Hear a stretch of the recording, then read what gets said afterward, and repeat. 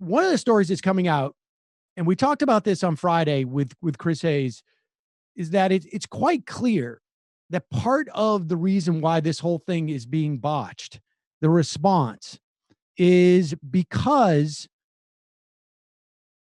the White House not only is incompetent, but they have seen this as an opportunity to monetize the response. They've seen this as a money-making opportunity. I mean, it sounds almost cliche, but that's what's happening. And, you know, we have a story. We talked about the supply chain that they've set up where they have done this massive airlift with the United States, presumably Air Force or the Army, and an air bridge. And they have sourced personal protection equipment, brought it back to the States. And then instead of distributing it to where it should go, or I guess even outsourcing, like, all right, you have a distribution mechanism for hospitals, say, we're going to hire you to distribute it. Arguably more efficient than the Army trying to set up a distribution network. Arguably. But instead, what they did is they gave it to private suppliers and said, you guys resell it to hospitals. I don't even know if the resell. I don't even know if they gave it to them for free. And on top of that, they did it auction style. It wasn't just you distributed. It was like you auction this off. And so some of it actually went back overseas because they went to the highest bidder. And now I got a story in the pack here. And I wasn't intending to read this right now, to be honest with you. So I don't have it right in front of me, but I will pull it and I'll do it later in the program. It's trying to make a broader point. A little bit disorganized on Monday. Trying to make a broader point that they're trying to monetize it. And I guess why I started with that was to make the argument that maybe there's something going on with this hydroxychloroquine that Donald Trump seems so determined to push on the United States, on doctors, on patients, despite the fact that there is not a single test, actual medical test, clinical test, as to whether this stuff works. There are anecdotes that it might, but there's also anecdotes that patients who take this on a regular basis, maybe because they have lupus, they're in the hospital with COVID-19. So the question that people are starting to ask is like, why is the president pushing this so hard? Here he is on Saturday. This is Donald Trump on Saturday. There are apparently real side effects to hydroxychloroquine, but Donald Trump says, what have you got to lose? It's clip number 2.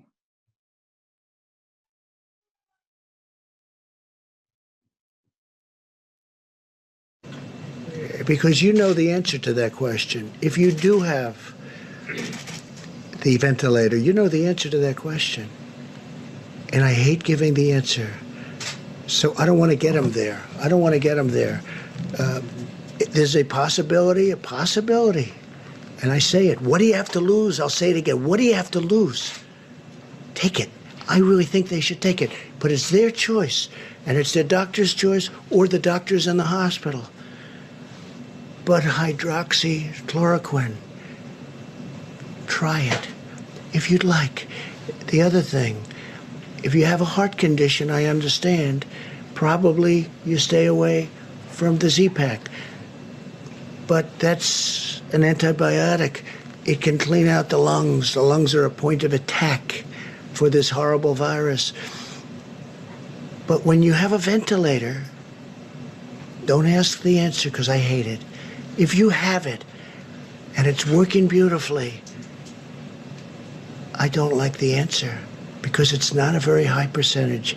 So I want to keep them out of ventilators. I want to keep them, if this drug works, it will be not a game changer because that's not a nice enough term. It will be wonderful. It'll be so beautiful.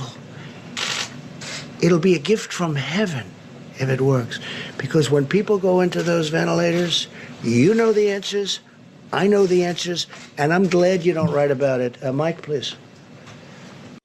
Okay, so what he's arguing is that when people get on the ventilators, anywhere from a third to 2/3 apparently die. That when you're that bad where you need a ventilator, you have a really bad chance of survival. But he's basically pushing a drug that is completely untested. Now, that was on Saturday. Here is Wolf Blitzer interviewing Dr. Megan Ranney. She's from Brown University. This is on CNN. And she talks about, well, there's actually is a lot to lose. This is not, he's not saying, hey, take one bite of your broccoli. If you don't like it, you don't have to eat anymore. But just try it. What do you got to lose? Just try it. You might like it. You might find a new food that you like. Like he's talking to the American public like they're a 7-year-old or 6-year-old kid. But apparently there are things to lose. Clip number 4. He's certainly not a doctor, but Dr. Ranney, you are a doctor. You're an emergency room physician. What do you think? So I'm an emergency room physician. I am also a researcher and scientist myself. President Trump repeatedly said that doing proper tests would take years. It will not take years to test this drug. There are so many COVID-19 positive patients in this country right now. There are so many trials that are already ongoing. I would expect that with the funding that's been provided by NIH and by private companies, we're going to have results within a month or two about this medication. And there's a lot to lose. As Dr. Harris said, this medication has major side effects, including paranoia, hallucinations, suicidal thoughts, suppression of your blood counts so that you become more susceptible to infections. It can cause severe cardiac arrhythmias that can even cause death. Now, these are not common side effects, but they are common enough that this should not just be taken willy-nilly. It is not like water. It is not harmless, and it may have major side effects. Now, for the right patient in the context of a study, absolutely this may be indicated, and we don't have full knowledge yet. But I don't want Americans across the country to think that if they come down with the slightest sniffle, that taking hydroxychloroquine or chloroquine is the solution for them. It makes me nervous, as Dr. Harris said, on behalf of the patients that really need it, but also on behalf of the patients who could be severely harmed if they take this and it doesn't help, but actually hurts them. So there are tests ongoing. It could turn out, he could be right. He could be offering anything. But he clearly has some type of deep, deep investment in this medication.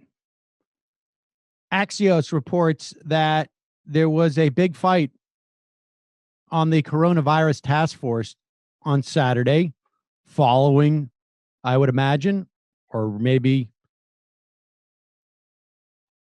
leading up to the press conference that day. The fight was between Peter Navarro and Anthony Fauci. Now, Peter Navarro is the economist who is been advising Donald Trump on the trade wars, which have been not going well.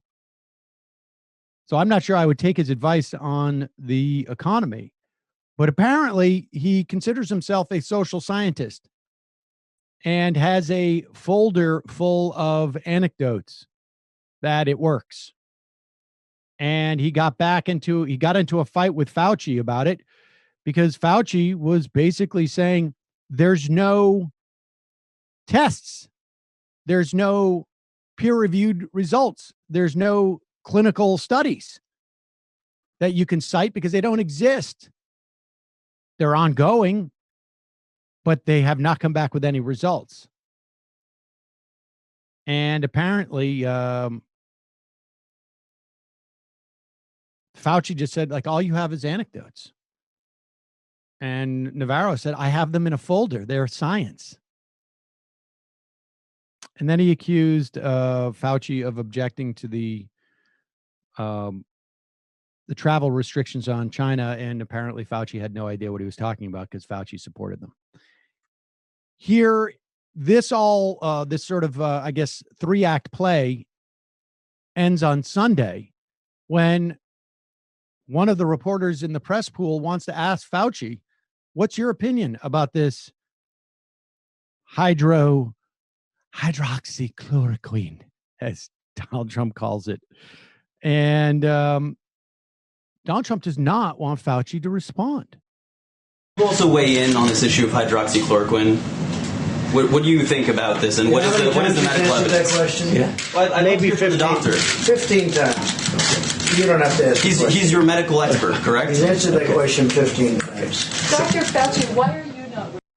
Yeah, and now what's amazing here is that none of the reporters followed up on that. Trump starts to walk threateningly towards the reporter, like he's just going to come over and get right into his face. And then none of the reporters follow up on that. Why should we hear from the top medical expert who is leading this fight about coronavirus? Why should we hear from him as to the efficacy of this drug? This is insanity. And the idea that Democrats at this point, and we'll talk about this a little bit more later, their oversight is just going to be more like going forward, as opposed to get a sense of exactly how things have been botched up and why. I don't know how you can fix it going forward if you don't understand why this has been such a disastrous response over the past 2 months. But somebody should look into who has holdings in the production of this drug. Because maybe Donald Trump is just really, really beguiled by this drug. Or maybe, like everything else that has taken place in this, in the course of this, there is somebody who has Donald Trump's ear who stands to make a lot of money from this drug. It's nuts.